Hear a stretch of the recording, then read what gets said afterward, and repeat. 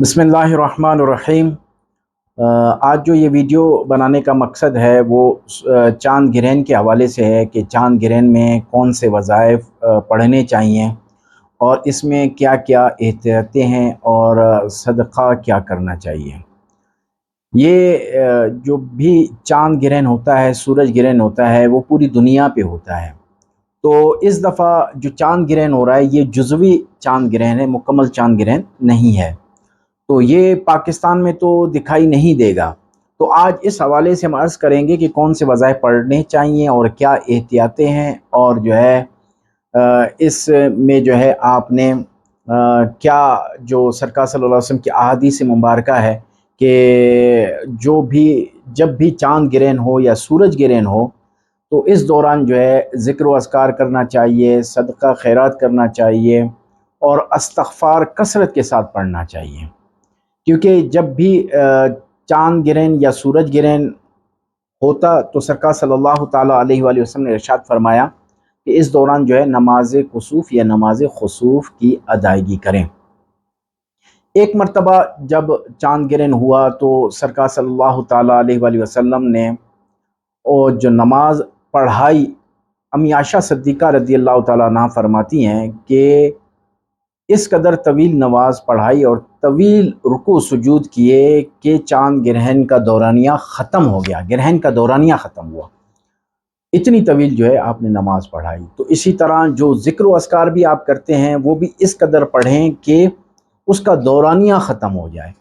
तो कोशिश करें कि हुरूफ़ सवामित जो होते हैं उनका वजीफ़ा पढ़ें, जैसे हाकम, वदूद, हय्य, इस किस्म के जो रब ताला के नाम हैं जिनमें नुक्ते नहीं होते, उन बग़ैर नुक्तों वाले जो अस्मा हैं उन अस्मा का जो है वो विर्द करते रहें।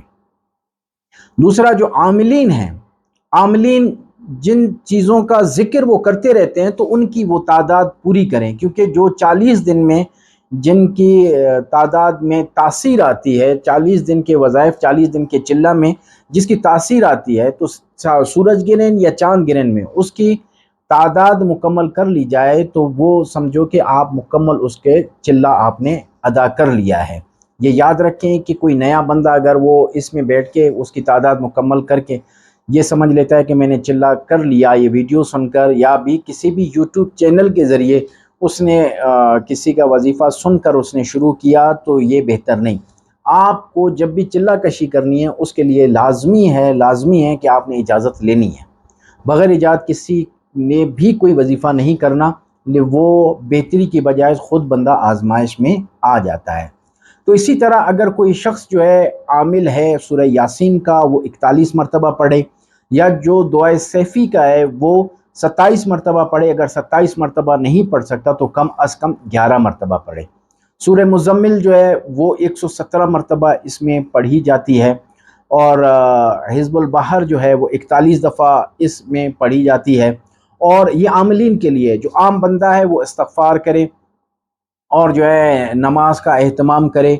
लंबी सूरतें उसे याद नहीं हैं, चंद सूरतें याद हैं, तो वो नवाफिल उसी दौरान में पढ़ता रहे। और या जो है आप जिनमें जो है वो नुक्ते नहीं हैं अस्मा में, या हय्यु या वदूद हो, हकम हो, ये जो है आपने पढ़ते रहना है जब तक गिरहन हो।